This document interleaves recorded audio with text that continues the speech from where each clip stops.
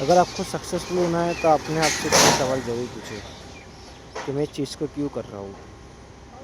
मुझे इस चीज़ को करना चाहिए और जो मैं कर रहा हूँ उसके लिए क्या-क्या प्रॉब्लम आएगी? क्या मुझे फेस कर पाऊँगा? क्या उसकी मुश्किल का मैं सामना कर पाऊँगा?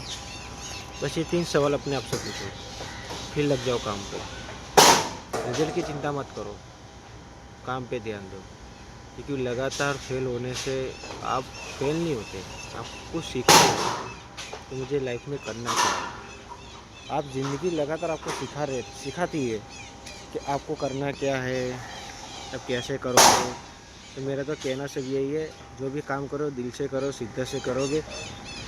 गलत इंटेंशन से ऐसे करोगे तो गलत काम ही होगा। जो भी काम करो दिल से करो। अगर मैं वीडियो बना रहा हूँ तो मैं दिल से वीडियो बना रहा हूँ, चाहे वीडियो वायरल हो या ना हो, पर मैं वीडियो बनाऊँगा क्योंकि मुझे पता है कि मैं क्या कर रहा हूँ।